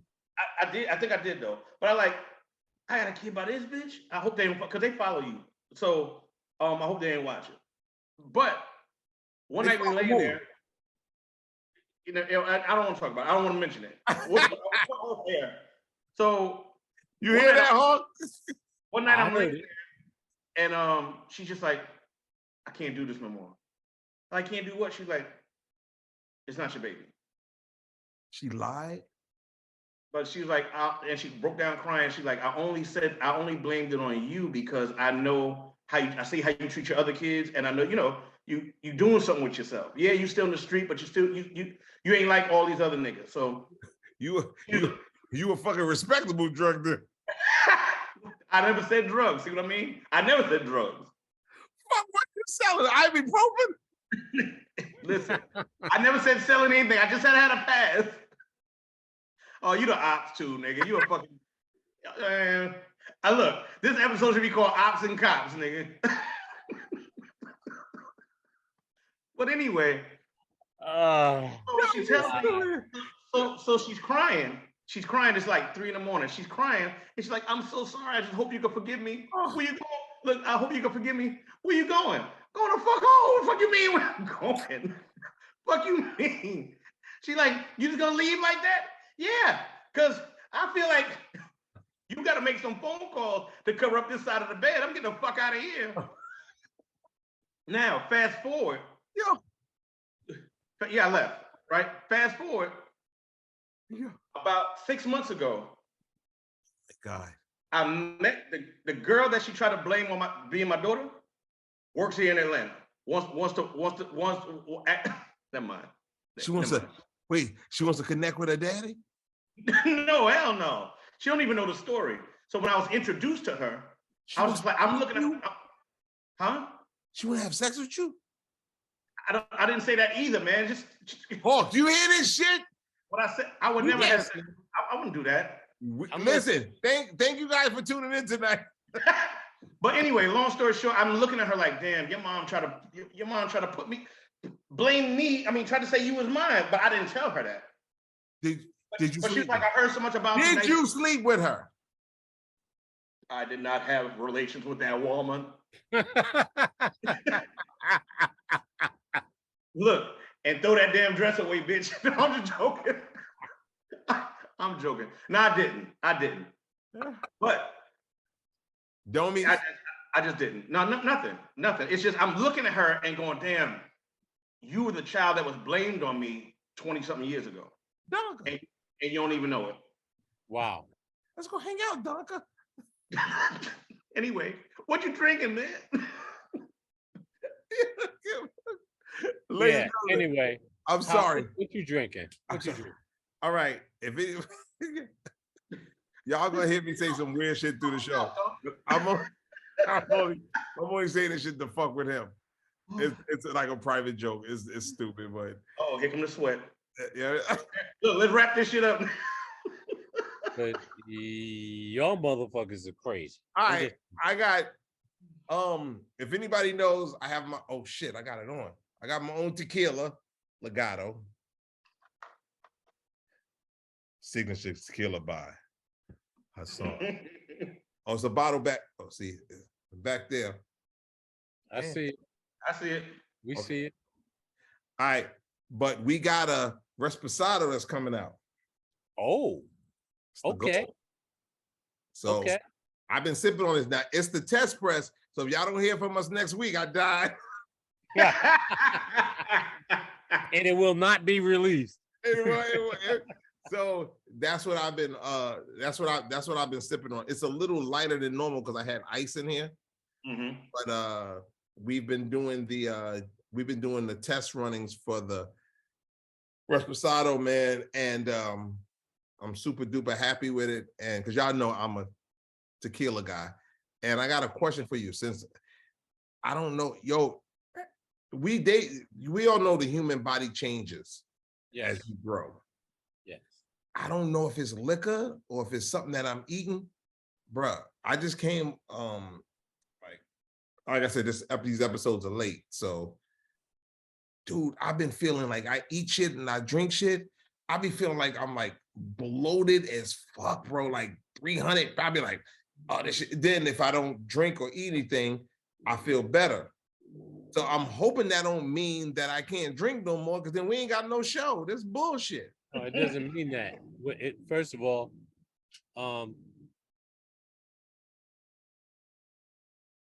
don't answer. This is rhetorical. Just number one, what are you eating and when are you eating it? So what that means is your body is telling you how it wants to function, and you got to respond to it. And a lot of people, most people, just don't respond to it. They don't listen to it. They don't listen to their body, and that's why they end up in bad health. Okay. Listen to your body. If your body's something like, no, dude, what the fuck did you just do? Don't do that shit again. Don't do it again. I got you. Listen to it. Listen to your body. So like for example, couple of years ago, you stopped eating carbs because you knew that carbs likes your body and it like to stick around for like months and years and put on weight. And so you eliminated carbs, you dropped the weight. Okay, boom. And so you gotta limit the carbs that you take, which is fine. Yeah. Because most people are like, a lot of people like that, unless they're very active. If you're very active, you work out every day, then you can't do that. You need carbs. Because if you work out every day and you lift weights and you don't eat carbs, you're going to die. I'm just gonna keep it that plain and simple. Look, that's straight to the point. because when you work out like that every day, your body needs the carbs to refuel. Yes. But if you don't work out like that, then you don't need as many carbs. And that's the bottom line. So let me ask you, not to get into a weight thing, I want to ask you, because this whole birthday month of mine, I know, dude, I continue to weigh myself. So my this birthday, but I know because I was eating carbs, Yeah. I lost 30 pounds, but I gained back like 15. You know what I'm Okay. saying? So I'm back on my shit. So I'm dropping it back down again. I don't want to be skinny. My fucking head's too big to be skinny. I look like Gazoo from the Flintstones. Yo, Gazoo. my fucking brother-in-law used to walk past me and go, hello, dum-dum. Gazoo from the Flintstones. So believe me, I'm not trying to be skinny. What I'm trying to say is I think I lost too much before because my family kept hitting me. My aunts, my cousins was like, okay, enough's enough. Like, so I know the number that I want to be at, and I'm cool. Right. So with me now, like I'm happy where I'm at, but I think I want to drop just a little bit more. But here's my question to you. When me and you spoke one night, you was like, yo, blah, blah, blah, blah, blah, blah. I look at you, Hawk, you lost a lot of weight, bro. Mm-hmm. So my saying, did you change the game plan? What did you do? I changed my diet. Mm-hmm. All that, and I'll tell you what I did. All that breakfast food shit, sausage, egg, and cheese, and whatever it was on it, I cut that shit out. Got you. The only thing I eat for breakfast now is fruit. Got you. Fruit. Because I realized that I wasn't getting my daily intake of fruit. So I thought, you know what? Fruit's going to be my breakfast. So now, what do I eat every morning? A banana plus a fruit cup, whether it be, and the fruit varies. One day it could be all watermelon. One day it could be watermelon and pineapple. One day it could be all berries. Whatever it is, it's going to be fruit. Gotcha. All right. My next meal at lunch during the day, because now, because of what I ate in the morning, I'm hungry.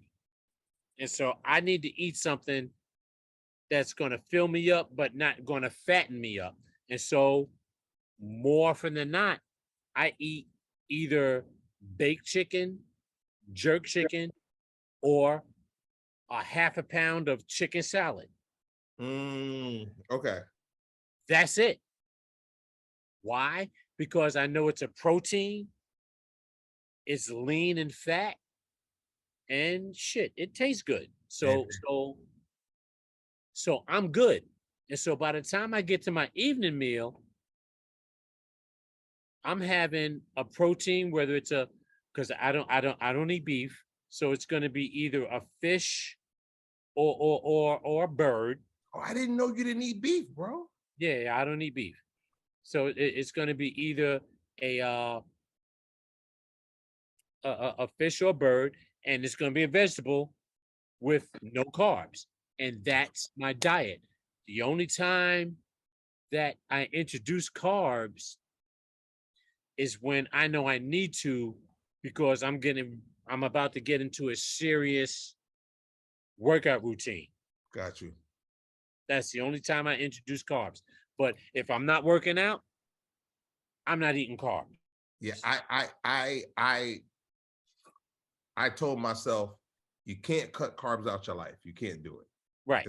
It's not right. Your body needs it.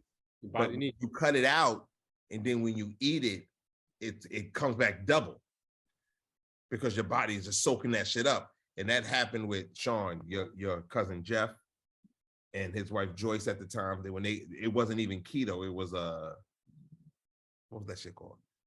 Atkins back in the the Atkins diet. They eating all the meat and shit. They lost so much weight. And then when they started eating a little bit of the carb, it just fills your body. So boom. Yeah. So what I said is, what I do now is, and it's making me feel great, is I'm not eating no carbs until the week. Like everybody need a cheat day. Mm-hmm. So I do the weekend. Mm-hmm. I'll eat what I eat. But the one good thing that came out of this, whether I am bigger, well, not bigger, but normal what I was, or super smaller, the one good thing that came out of this shit is I don't care about none of that. I just don't. One thing we don't want to be is this. Right. So I don't want to be that. But if it's like thicker or super slimmer or whatever, the one good thing that came out of this shit is dude, I changed my eating habits. Yep. I buy, you know how you buy paper plates, especially a bachelor, Sean, we bachelors. Right. Then again, you got married people too. Like, I don't want to make it about race, but we be laughing, but my white friends don't understand that. I go, black people, we don't feel like washing dishes. So if I'm gonna eat something quick, I eat on a paper plate. I throw my paper plate away. And it's a meme that was out there. Go, if they had paper pots, I use that motherfucker too. Right? It's like it don't make no sense. But here's my secret: the regular size paper plates, I don't buy those. I buy the little paper plates, and I make a meal on that, whatever what it is, and I eat that, and I'm good. Right. Now you can eat throughout the day as long as you don't eat super late. But but I just want to tell the people that. But for you, Sean, I gotta say too, I could tell you lost weight. So I was waiting, right? Because I was like, let the fat guy talk. Oh no. But I could tell that you lost weight. But me and you, because of my schedule and your schedule, we don't talk as much as we used to. Right. So I don't know like what you did. So what I did was I did two things combined. I did the keto and I did intermittent fasting. And okay, I did that before. So I did keto, and then for the longest time I was on. I only ate at 12 noon, and I had my last meal at 8 o'clock, and then I didn't eat again all the way until 12 noon the next day. Yes. And I lost 16 pounds in 2 weeks. Okay. Right. But I know like what I have to incorporate is exercise. And what I have to figure out, I have to find a way to be energized because I'm a lazy fucker. You understand what I'm saying? So even though I'm losing the pounds, I'm not losing the stomach and the belly fat that I want to lose. You understand what I'm saying? So the scale is saying, hey man, keep it up, you're doing great. My stomach said, that shit lying, nigga, get a new one. So I don't know who to believe, no. So I know I got a lot I want to do because it's not even a cosmetic thing for me, it's more of a health thing. You understand what I'm saying? But the cosmetic thing is great too. And I always commend you because I love your tenacity. Shut up. No, I'm serious. No, I know what you're gonna say. One. Yeah, so I'm going. Oh, me and this nigga, we in Mexico. I think Mexico or the Bahamas. I can't remember what it might have been. It was both, as a matter of fact. We on a cruise, right? We sharing a cabin. I'm asleep, but my body automatically wakes me up like between 4:30 and 5 in the morning. Yep. And I roll over. We weren't in the same bed. I roll over and look at his bed, and he's not there. Oh, where is this nigga at? Now it's pitch dark in the cabin. All I hear is,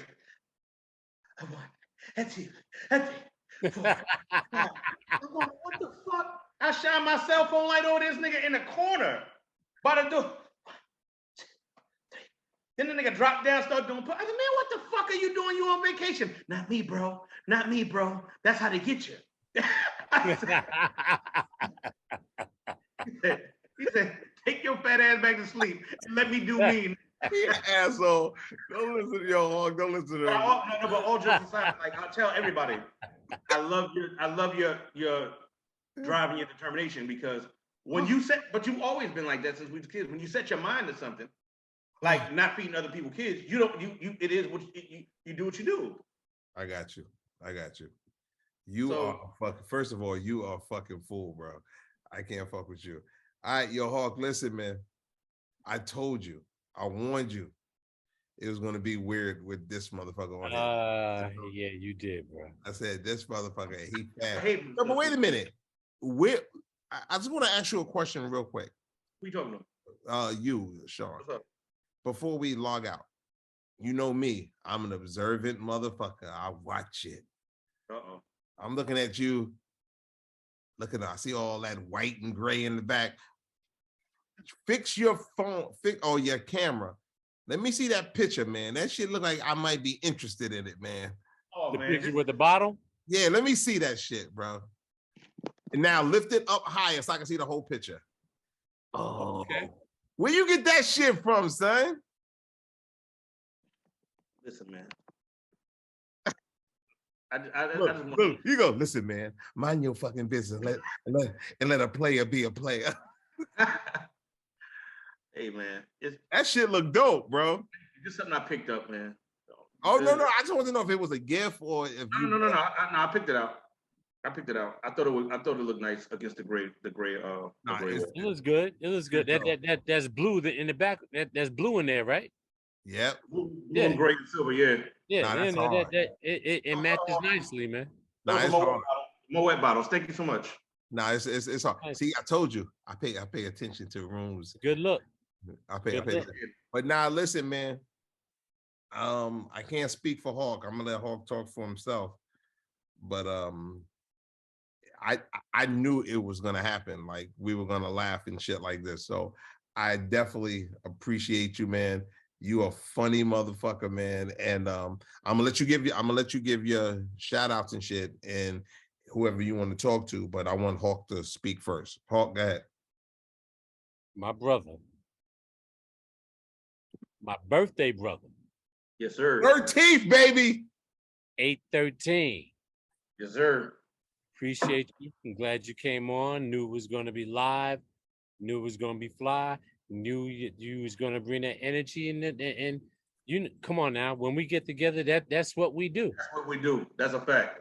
That's what we do. We're not going to talk about what happened 20 odd years ago in my mother's house on a certain night.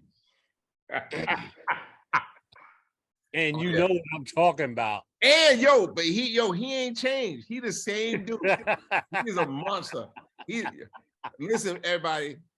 Matter of fact, no, that's wrong. We're not gonna talk about it. No, we ain't gonna talk about it. I just wanted to warn the public. Sean's a predator. Sean's a predator. So y'all gotta be careful. No, you can't say predator. You can't say that today. Mine's telling me no. Don't do that. Don't do that. But anyway, on the real, bro. No, hold on. He gotta recant that shit. Wait. That is a joke. I was joking. Okay. Sean deal with grown women. Yes. So I gotta say this. See, I'm sorry. Author Sean Wright, doing your thing with your books and all. Keep doing your thing, bro. I am blessed and honored to have you on our podcast. Yes, sir. Glad you came and made it what it is, because you do what you do all the time. No filter, no chaser, uncut, unfiltered. Boom. It is what it is. This might be one of our longest episodes too. And maybe, but so I'm going to relinquish the floor to you, my brother, so you can speak your piece. And last one thing is we want to give you your flowers. Like that's me and you spoke about this, Sean, but me and Hawk talk about it too. All that waiting until you don't see a person for years, or if God forbid something happened to a person, give them their flowers now. Like I applaud Hawk all the time. He applauds me. We got love for each other, but it's not like you're not a guest on the show. Your family. So, but it makes you proud that you go, okay, we got family who's out there doing their thing. Like I tell people all the time, like whatever, you could agree with how I live my life or how I don't live my life, but I gotta be totally honest. I have to applaud you because you live your shit unconditionally, and you do what you need to do. And the books and the success of the books show that you're doing something right, is what I'm saying. So we just wanted to give you your fucking flowers, and we knew you was gonna make us laugh tonight.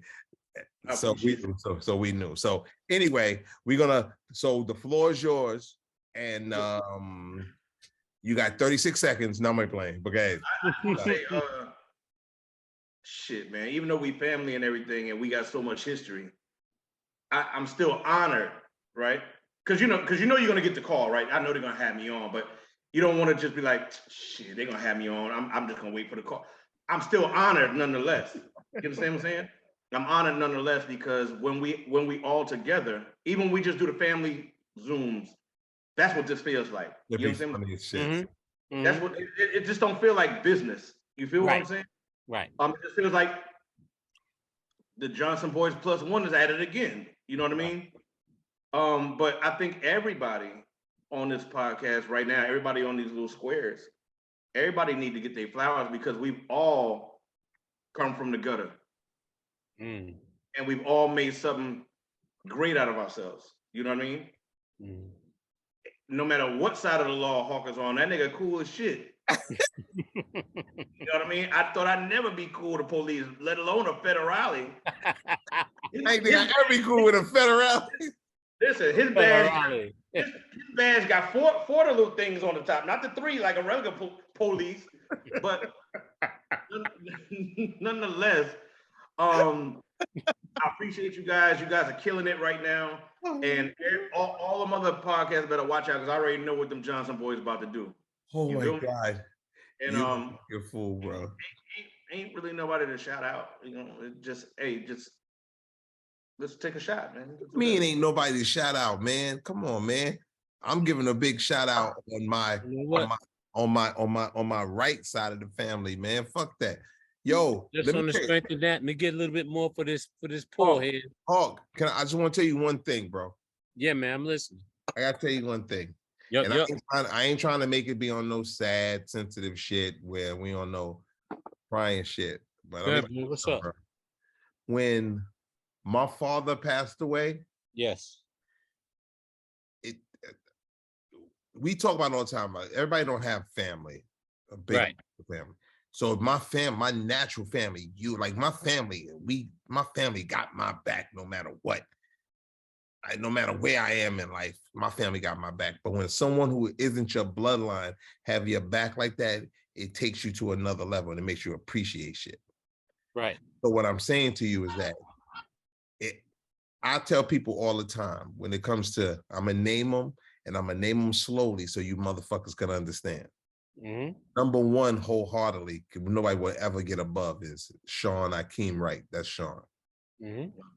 Next one is, I'm not gonna put it in order so people don't yell at me. I'm just talking about the Wright clan. Sean, my Aunt Janice, my Uncle Larry, my sister Ricky, my brother Hasan, my brother Jermaine, my brother Karim. Rest in peace. Karim passed away. I'm gonna tell you something. When I say I've been around these people all of my fucking life, all of my life. And I gotta give, Sean knows he gets the number one kudos, but I have to give a super big shout out to my Uncle Larry. And the reason I'm gonna tell you that is, and I'm gonna try not to get sensitive. When my father died, he goes, Sean was with me day one. God brought him in the city that day. My father died, Sean was there. He had my back. And Uncle Larry called me like a couple of days later with Sean on the phone, and he goes, I'm so sick of this uncle shit. I'm your dad. Huh? He goes, he just said, yo, you calling me your uncle, but you've been like a son to me. I am like your second dad. Who said this? Sean's father. Okay. He's my Uncle Larry. Okay. And that shit went like this. And just hit me so hard. Yeah. Yeah. That's what's up. That's love, man. For sure. That is what love is. That's what I'm saying. And from our last episode. Yes. And that's what love is. And you love motherfuckers can get whatever from me. Because I know that I can count on y'all no matter what. That's a fact. Those rights is mean, boy. Those rights is mean. Let me tell you something. I always give y'all credit because y'all motherfuckers, I tell everybody all the time, y'all remind me of us Johnsons. The Johnsons are so different that we could bump heads, but if some shit jump off, motherfucker, we form like Voltron. We fucking people up. But Sean, the rights are like that. Yeah. You argue with your brother all the time because but every time some shit jump, you be like this. You be like this. I'ma whoop somebody's fucking ass. And my point that I'm bringing all this up to the people is, I'm not trying to get all deep, is that, look, give the flowers to those you love, because I'm telling you right now, we living in a world where we don't know where we're going to be tomorrow. That's all I'm saying. We don't. And that's all this show is about. We have a good time, we laugh, but I truly, truly want to give love to, like, I got family. I'm just a lucky one. Let's really be honest, because there's people out there who ain't got family. Yep. Right. So I'm gonna be honest. I got family that's not even in my bloodline. Like I'm just on another level. We just on another level. So I appreciate you, motherfuckers. Sean can't come on here no more because he's gonna make niggas get sensitive. So I can't have him. Wait. Yo, Hawk. He looking at his bottle. I know you ain't drink that whole bottle. No, but I thought I did, and this is crazy. Hold the bottom up, man. Where's it at? Hold it up. Where's it at? Hold it up. It's like right here. Good. Oh, okay, you good. Y'all see how much I was pouring during the thing? Yeah. Genghis Khan refill itself too. Yo, Hawk. That motherfucker, that's his second bottle. He lying his ass off. Nah, but I just want to say I love y'all. This the Leo episode. You understand what I'm saying? Leo! I love my brother and I love my cousin Hawk, because you accepted me as family too. You, Rod, Kev. Yep. I ain't gonna lie to you. It was kind of hard because you're crazy. I know. I know there had to be a few. Don't bring that nigga back again. I know there was in the beginning. No, Hawk said bring you back. I said don't bring you back again. Remember Polly called me a crook when I was like 11? That's Hawk. That's my grandmother on my dad's side. She's like, don't bring that crook back over here. That crook. All right, y'all. Listen, man. Another round, man. I'll see you guys next week. It's been beautiful, man. Love y'all. Y'all take it easy. My people, another round podcast. See y'all the next time. Peace out. Peace.